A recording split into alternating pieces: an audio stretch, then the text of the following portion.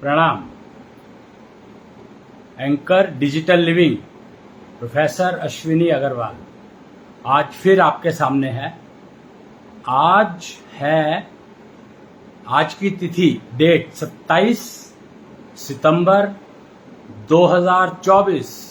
बहुत ही महत्वपूर्ण दिन है आज का, बहुत ही महत्वपूर्ण। चंद्रमा जा चुका है और सूर्य आ चुका है और 27 यानी 9, सितंबर यानी 9 और शनि की देखरेख। साल शनि का है क्योंकि 2024, तो बहुत ही इम्पोर्टेंट दिन है आज का। और इसका उपयोग करते हुए मैंने सोचा कि आज फिर से पब्लिक के सामने बैठ करके कुछ जानकारी शेयर की जाए। एक सीरीज चल रही है, क्या है? समय का अभाव, मानव पर प्रभाव। समय का अभाव, मानव पर प्रभाव, सिविलाइज्ड सोसाइटी ट्रांसफॉर्मेशन। अब जो एरा चल रहा है वो सिविलाइज्ड सोसाइटी ट्रांसफॉर्मेशन का चल रहा है। आप देख रहे हैं कि हर जगह पर बहुत भागदौड़, बहुत अफरा तफरी मची हुई है। आप देख सकते हैं पूरे वर्ल्ड मैप पर देखेंगे तो वो कोई, अभी मैं एक वीडियो देख रहा था, कोई तो सीएन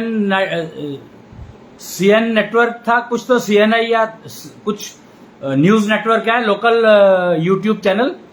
उसके ऊपर मैं देख रहा था कि कोई बोल रहे थे, कोई प्रेसिडेंट थे कहीं के, और मैप दिखा रहे थे कि पूरे मैप पर देखो लाल लाल कुछ दिखा रहे थे और कह रहे थे कि सारे माहौल में अफरा तफरी मची हुई है। और कुछ तो यूएन का नाम भी ले रहे थे, मुझे पता नहीं क्या कह रहे थे क्योंकि पूरा मैं सुन नहीं पाया, मैं तैयारी कर रहा था।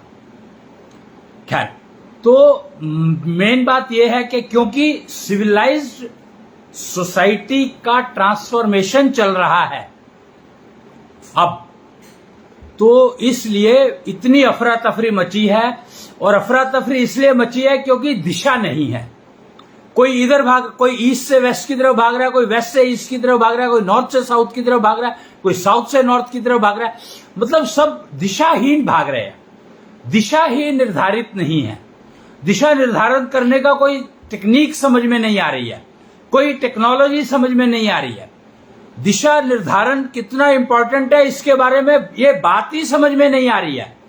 सब भाग रहे हैं, जिसके पास जितना पैसा है उसको खर्चने के लिए वो हर प्रकार का प्रयास कर रहा है, पर उसको ये नहीं मालूम किस दिशा में मुझे जाना है। वो दिशा ढूंढने के लिए भाग रहे हैं इधर उधर। अफरा तफरी जो मची है वो मची है दिशा ढूंढने के लिए कि हम किस दिशा में जाएं।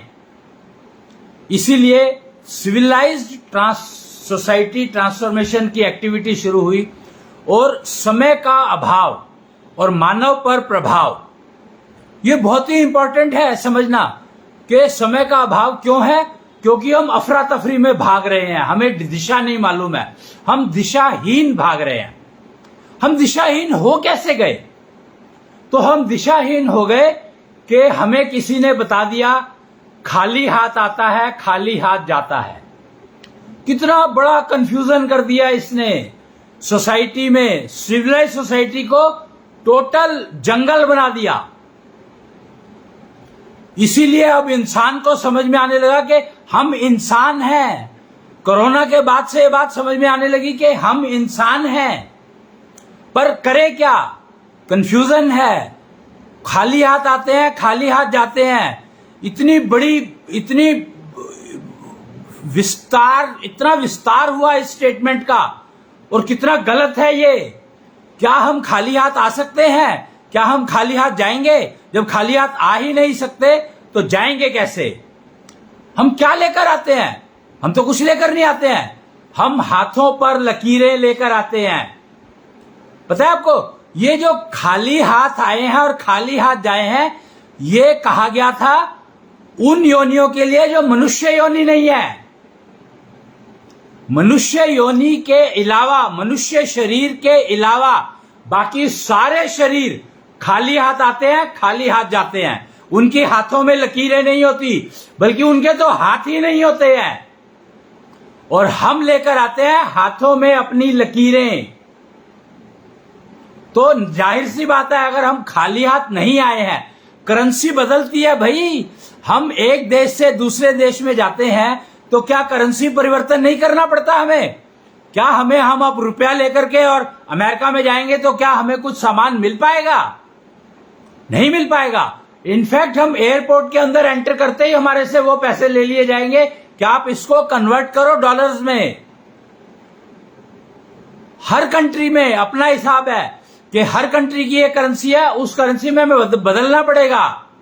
तो ऐसे ही पुनर्जन्म की एक करेंसी है। पुनर्जन्म, ये हाथों की जो लकीरें लेकर आते हैं, ये सिर्फ मनुष्य योनि में लेकर आते हैं, मानव योनि में, इंसान योनि में। आपके पास कोई हल नहीं है, आप लेकर ही आओगे। क्या आज तक आपने कोई देखा है जिसका हाथ बिना लकीरों के हो?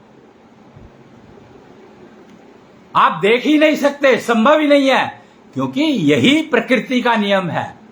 और इसमें एक और रूल, प्रकृति किसकी नौकरी करती है?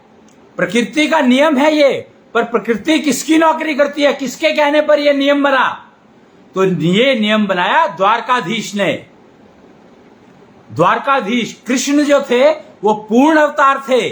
उन्होंने ये जानकारी दी कि भैया आप खाली हाथ नहीं आते हो, खाली हाथ नहीं जाते हो। ये जानकारी कृष्ण ने कुच्छल वेद के माध्यम से दी थी। जब कृष्ण आए थे, ज्ञान समुद्र का मंथन किया उन्होंने, और फिर वो कृष्ण से द्वारकाधीश बन गए थे।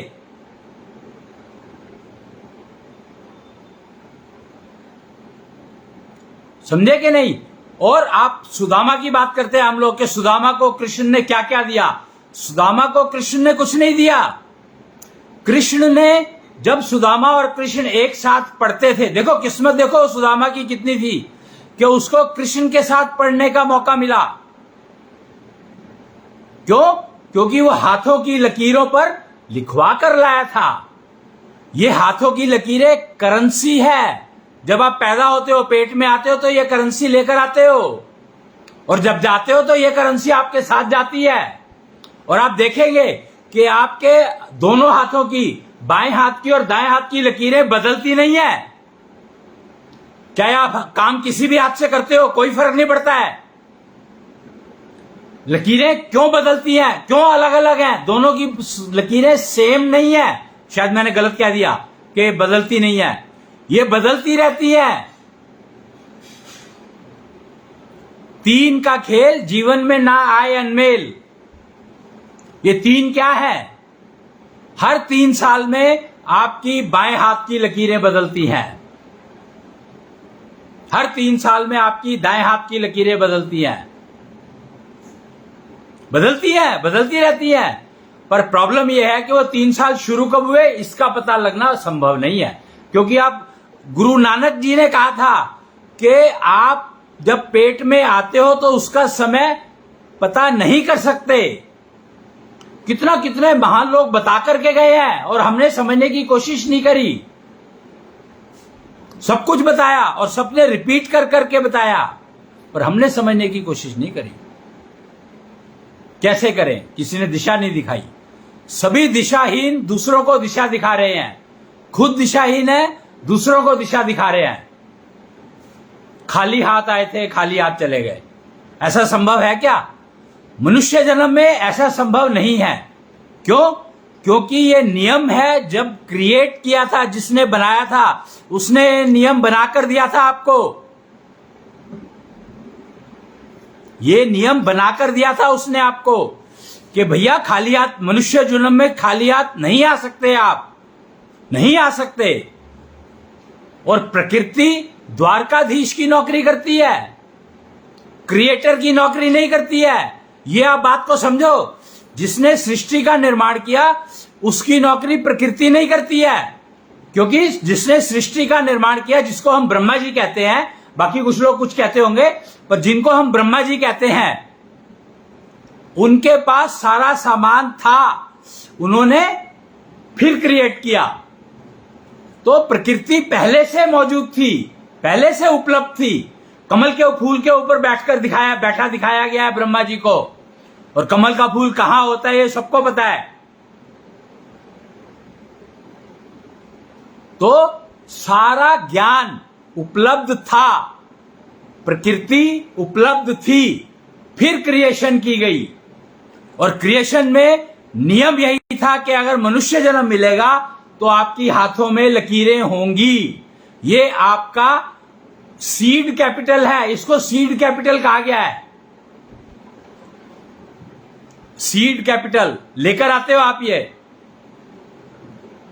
और भी बहुत कुछ लेकर आते हो, पर ये तो लेकर आते ही हो भाई। आप जब जन्म लेते हो तो आपको लीवर मिलता है कि नहीं मिलता है, आपको हार्ट मिलता है कि नहीं मिलता है, आपको जबान मिलती है कि नहीं मिलती है, आपको कितनी सारी चीजें आप लेकर आते हो। और कमाल कर दिया कि क्या खाली हाथ आते हैं, खाली हाथ चले जाते हैं। कितने मूर्ख बन गए हम इस वाक्य से उसको पकड़ के।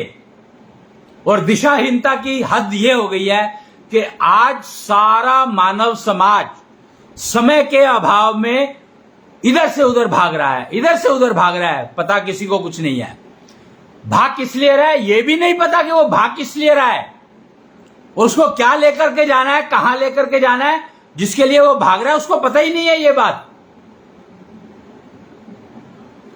और टूरिज्म की बात करते हैं, टूरिज्म का मतलब क्या है नहीं पता।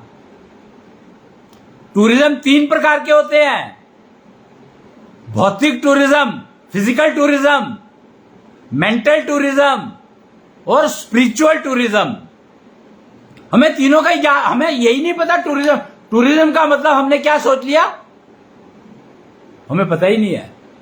टूरिज्म का मतलब नहीं पता हमें, और लोग डिफाइन कर रहे हैं उसको। मतलब दिशाहीन लोग आपको दिशा दिखा रहे हैं। सोचो आप,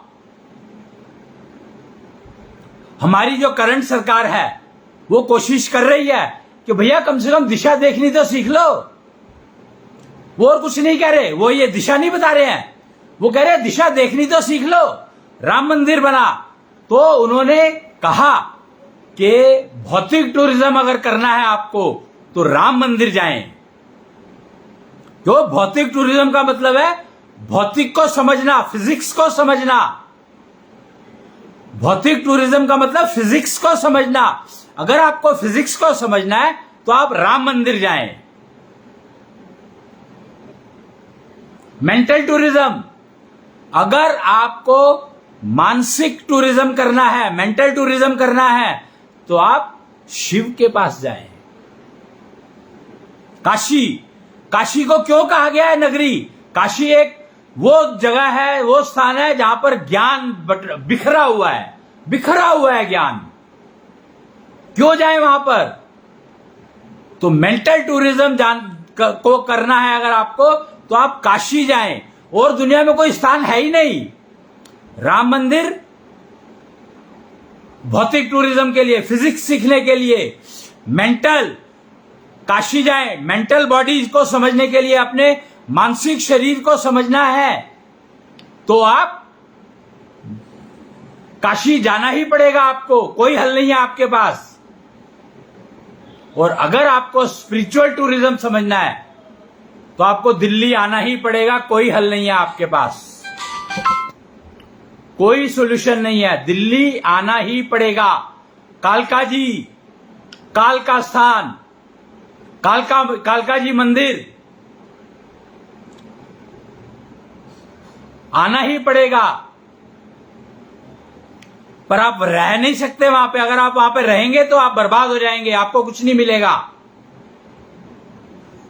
पर स्पिरिचुअल टूरिज्म अगर समझना है तो आपको ऑन एन एवरेज 40 मिनट की तपस्या करनी पड़ेगी, मात्र 40 मिनट की।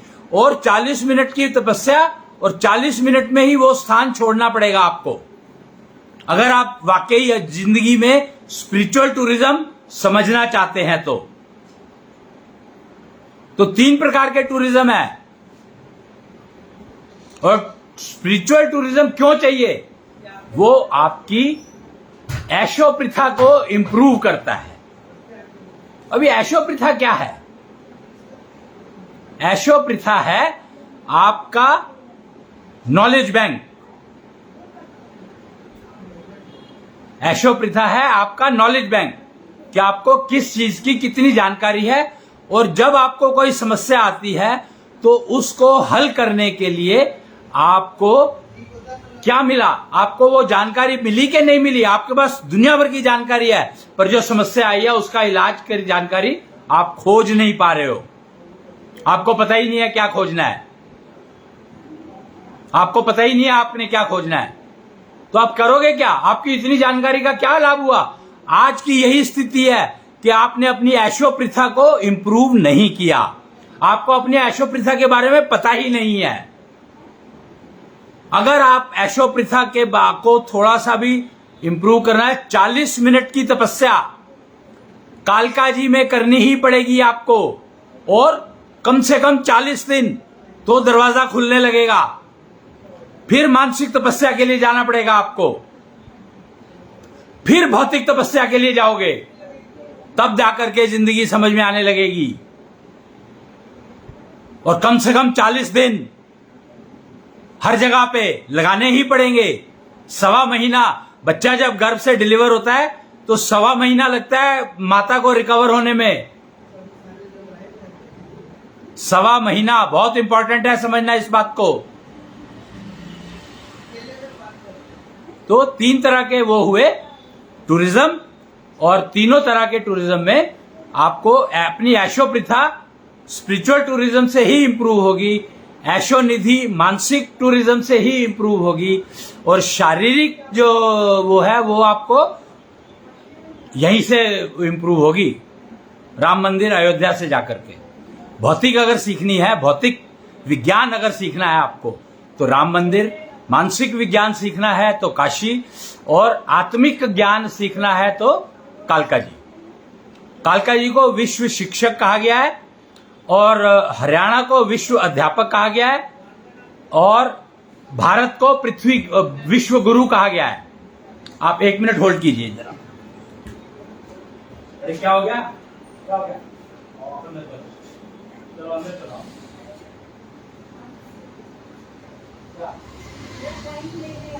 किस चीज के लिए? दरवाजा मत खोला करो, बंद रखो इसको। चलो अंदर चलो, बंद करो इसको।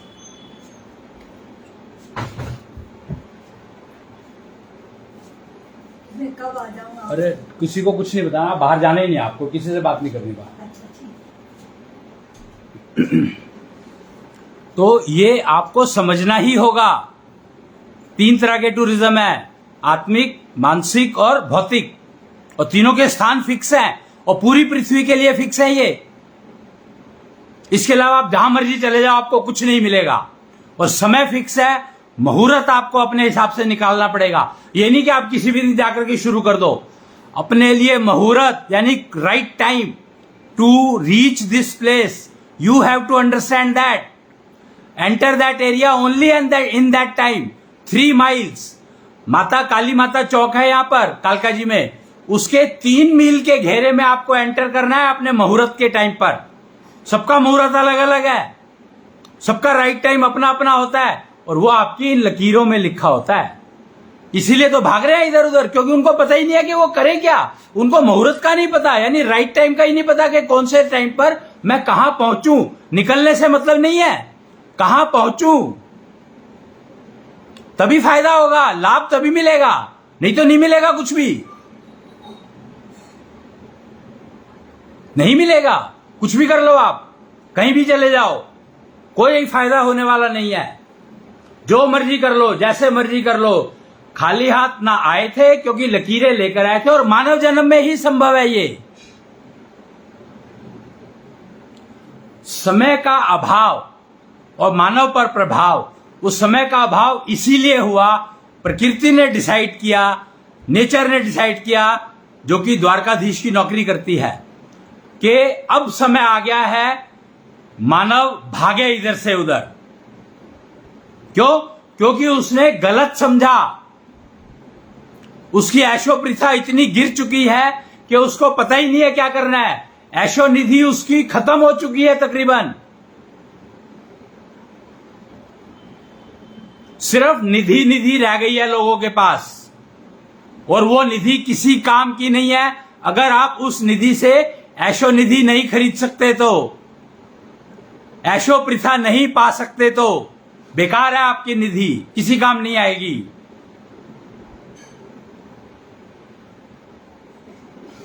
तो आज के दिन ये मैसेज देना बहुत बहुत आवश्यक था कि समय का अभाव क्यों है, और अगर है तो उसका मानव पर प्रभाव क्या है। तो समय का अभाव इसलिए है क्योंकि हमारी हाथों की लकीरों पर लिखा हुआ है तुझे ये करना है, पर हम वो नहीं कर पा रहे। और ये हम अपने लेकर आए थे साथ में, पर हम ये नहीं कर पा रहे। क्यों? क्योंकि दिशाहीन लोग हमें दिशा दिखा रहे हैं। मूर्खता की हद देखो, हम इंसान होकर भी ये नहीं समझ पा रहे कि दिशाहीन लोग हमें दिशा दिखाने की कोशिश कर रहे हैं। तो हमारी जिंदगी तो झंड हो ही गई ना, फिर कहां मिलेगा कुछ। निधि के चक्कर में आपने अपना सत्यानाश कर दिया। अभी भी समय है, निधि को इन्वेस्ट करना सीखो, ऐशो निधि खरीदो, बाकी कुछ काम नहीं आएगा। ऐशो निधि यानी मेंटल वेल्थ। फिर स्पिरिचुअल टूरिज्म करो, यानी ऐशो प्रथा के पास, ऐशो प्रथा को समझो। फिर जाकर के आप कुछ अपने जीवन का उपयोग कर पाएंगे। मानव जन्म बहुत मुश्किल से मिलता है, इसका उपयोग करना सीखो। कैसे करोगे पता ही नहीं है। उपयोग भी होता है कुछ, उपयोग ही नहीं पता क्या होता है। अरे उपयोग में भैया तुम क्या लेकर के आए हो, कम से कम इतना तो पता कर लो। क्या आप लेकर के क्या आए हो अपने साथ? आप हार्ट लेकर आए हो, आप लीवर लेकर आए हो, आप आंख लेकर आए हो, कान लेकर आए हो, नाक लेकर आए हो। खाली हाथ क्या दिया आपको? क्या आप खाली हाथ आए हो और आपने मान लिया? हद है, कमाल है। आपके मानव होने का फिर लाभ ही क्या हुआ? क्या आप इतनी सी बात नहीं समझ में आए कि खाली हाथ कोई आ नहीं सकता? नियम है, प्रकृति का नियम है। प्रकृति द्वारकाधीश की नौकरी करती है। आपके उसको हल ही नहीं, आपको प्रकृति को तो मानना ही पड़ेगा। कैसे बिना उसके रह जाओगे आप? हर चीज आप प्रकृति से लेते हो, पर आपने प्रथा से लेना शुरू कर दिया। आपको पता है प्रथा क्या है? प्रथा है पृथ्वी। हमने प्रथा से लेना शुरू कर दिया प्रकृति की जगह पर। उसका एकमात्र कारण है कि प्रकृति ने जो दिया वो यहां पर लिखा है, और प्रथा ने जो दिया वो तो आपको खोद खाद के ढूंढ ढांड के, अपना लीवर काट के देख लिया आपने, उसी तरह से प्रथा को खोदना शुरू कर दिया। प्रथा खोदने के लिए नहीं है, प्रथा को खोद दिया आपने। क्यों? क्योंकि आपके पास ऐशो प्रथा नहीं थी। आपने अपने हाथों को समझना, हाथों की लकीरों को समझना छोड़ दिया, क्योंकि आपके पास ऐशो निधि नहीं रही। और आपका निधि थी तो आपने प्रथा को खोदना शुरू कर दिया। बस क्या मिलेगा आपको? पोल्यूशन। पृथ्वी को खोदोगे तो पोल्यूशन मिलेगा। खोदना किसको कहते हैं? 10 मीटर से नीचे जाना, उसको खुदाई कहते हैं। अगर आप पृथ्वी में 10 मीटर अंदर चले गए हो तो वो है खुदाई। तो आपको पोल्यूशन मिलेगा और कुछ नहीं मिलेगा। पोल्यूशन, मात्र पोल्यूशन। क्यों? क्योंकि उसके नीचे जो मटेरियल है, जो भी चीजें हैं, वो पानी को साफ करने के लिए, समुद्र के पानी को साफ करने के लिए, पीने योग्य बनाने के लिए रखी हुई है। आज पानी क्यों हमारा पोल्यूशन हो गया, पोल्यूटेड हो गया? क्योंकि हमने वो चीजें निकाल ली जिनका काम था पानी को फिल्टर करना। हमने वो चीजें निकाल ली वहां से, प्रथा से। क्यों? क्योंकि हमारी ऐशो प्रथा जीरो हो चुकी है। हमें अपनी ऐशो प्रथा का पता ही नहीं है। हमें ऐशो प्रथा का क्यों नहीं पता? क्योंकि हमारे पास ऐशो निधि हमने निधि इकट्ठी करने में वेस्ट कर दी। ऐशो निधि हमने निधि इकट्ठी करने में वेस्ट कर दी, तो ऐशो निधि नहीं रही। और ऐशो प्रथा हमें इकट्ठी करनी थी, वो हमारे पास आई नहीं। तो हम क्या करेंगे? भ्रमित रहेंगे और इधर से उधर भागते रहेंगे। वो एक बहुत सिंपल सा एक उदाहरण है, एक कहानी है, कथा है कि किसी ने कहा मैं बहुत गरीब हूं। अभी एक टीवी सीरियल चल रहा था, मैं देख रहा था उसको, उसका नाम मैं भूल गया। देख रहा हूं, कल ही देख रहा था रात को, नाम मेरे को याद नहीं रहता है, मैं बुढ़ा आदमी हूं। पुरानी अब उम्र हो गई है तो नाम याद नहीं रहता है। वैसे भी नाम में रेलेवेंस कुछ रखा नहीं है, जो कुछ रखा है वो कंटेंट में रखा है। वही ऐशो प्रथा हमारी गायब है, ऐशो निधि हमारी गायब है, तो हमें पता ही नहीं लगता कि हम क्या कर रहे हैं। खैर, तो उसमें दिखाया है हाँ माई डेविल, माई ईविल या माई डेविल ऐसे करके कोई सीरियल है नेटफ्लिक्स पर, आप देख सकते हैं उसको। कितने सुंदर तरीके से दिखाया गया है कि डेविल को किस लिए भेजा है। मतलब कमाल का सीरियल है वो, और कितने क्लियरली डिफाइन कर रहा है। और हम लोग कहते हैं कि हम कुछ लेकर नहीं आते। फिल्म इंडस्ट्री ने उसको इतने अच्छे से प्रस्तुत किया है, पर सारे ऐसा कर नहीं पाते। कुछ लोग हैं जो कर पाते हैं, जिनकी ऐशो प्रथा अभी थोड़ी सी ठीक ठाक है। गलती से वो कभी काशी से कनेक्ट हो गए होंगे किसी जन्म में, क्योंकि ये लकीरें पुनर्जन्म को रिफ्लेक्ट करती हैं कि पुनर्जन्म में आपको ये लकीरें मिलती हैं, पुनर्जन्म में आप लेकर आते हो ये लकीरों को। क्योंकि जाते हुए भी आपके पास ये लकीरें होती हैं, जब आप शरीर छोड़ते हो, मरते हो, तब भी आपके पास ये लकीरें होती हैं, और यही लकीरें आपको अगला जन्म देती हैं। और मनुष्य रूप में मिलेगा तो फिर आपको लकीरें मिलेगी, ये भी पक्की बात है। तो वो सीरियल आप देखो,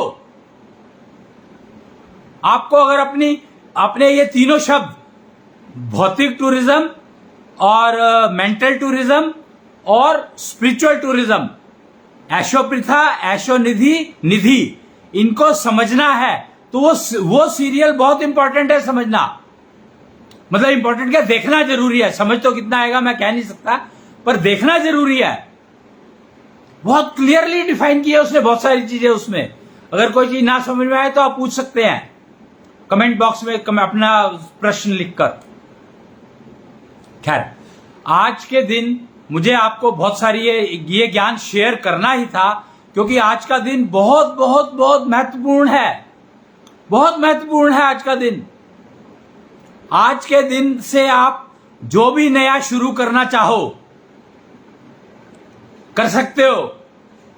मुहूर्त पूछ लेना अपने लिए, ये समझ लो, अपने लिए मुहूर्त पूछ लेना, चाहे उसके लिए 5 लाख रुपए खर्चने पड़े आपको, अगर आप सही में कुछ करना चाहते हो तो। चाहे आपको 5 लाख रुपए खर्चने पड़े, मैं फिर से कह रहा हूं ये बात, किसी से भी, किसी सियाने आदमी से, किसी से भी जानकार हो आप ढूंढो, आपको पूरे वर्ल्ड में कोई ना कोई जरूर मिल जाएगा, आपके घर के आसपास ही शायद मिल जाए। मुहूर्त जरूर पूछ लेना। मुहूर्त का मतलब है राइट टाइम टू स्टार्ट। आज का दिन बहुत ही अच्छा है, बहुत महत्वपूर्ण है, और आज का दिन 6 बजे खत्म हो जाएगा, ये बता दूं मैं आपको। 6 PM आज का दिन खत्म हो जाएगा, दिन खत्म हो जाएगा। तो भाई इतना ही समय बचा आपके पास। अगर कुछ नया शुरू करना चाहते हैं तो अपने हिसाब से मुहूर्त देख करके और कर सकते हो स्टार्ट, क्योंकि ये दिन रिपीट होने वाला नहीं है। ये दिन रिपीट होने वाला भी नहीं। तो इस बात को समझें। मैं एक पोएम सुनाऊंगा, बहुत ही इंटरेस्टिंग पोएम है। ये बता रही है जो कि आज का दिन 6 बजे खत्म हो जाएगा। कैसे? दिन भर तो था सूरज का डेरा, चांदनी लाएगी अब अंधेरा। पूर्णिमा को तो सबने था घेरा, अमावस में दिखा कृष्ण मेरा। अमावस में दिखा कृष्ण मेरा, अमावस में दिखा कृष्ण मेरा। कृष्णांश जागा हुआ तब सवेरा, अश्विनी सुगंध को जिसने बिखेरा। ऐशो सुगंध को जिसने बिखेरा। यहां पर देखो, अमावस में कृष्ण दिखता है। पूर्णिमा में तो सारे लोग, सारी जीव जंतु को पूर्णिमा अट्रैक्ट करती है, पर अमावस में कृष्ण दिखता है। तो क्या अमावस किसी को अट्रैक्ट करती है? देखो, सोचकर देखो, समझो। और अंधेरा पूर्णिमा लेकर आ रही है, जबकि पूर्णिमा तो चांदनी लेकर आती है, कहते हैं लोग। पर पोयम क्या बता रही है? चांदनी लेकर आई अब अंधेरा। अश्विनी सुगंध, ऐशो सुगंध भी कहते हैं इसको, ऐशोगंध, अश्विनी सुगंध। ये क्या है? ये आपको पीताम्बरो एनर्जी देती है, वो एनर्जी जो आपकी वाइटल फोर्स के लिए अटमोस्ट इंपॉर्टेंट है। पुरुषों के लिए, पुरुषों के लिए अश्विनी सुगंध बहुत बहुत इंपॉर्टेंट है। पीताम्बरो एनर्जी से मिलती है। ये अश्विनी सुगंध में पीताम्बरो एनर्जी बिल्ट इन होती है। जैसे हवा में कृष्णांश ऊर्जा बिल्ट इन होती है। जब आप ऐशो सांस लेने लगते हैं तो आपको कृष्णांश एनर्जी मिलने लगती है आपके शरीर को, तो आपकी ऐशो निधि बढ़ने लगती है। फिर आपको ऐशो प्रथा समझ में आने लगेगी, फिर आप उसको लेने के लिए चल दोगे जहां भी आपको जाना है। तो आज के लिए इतना ही। जय कृष्णांश, जय जय कृष्णांश।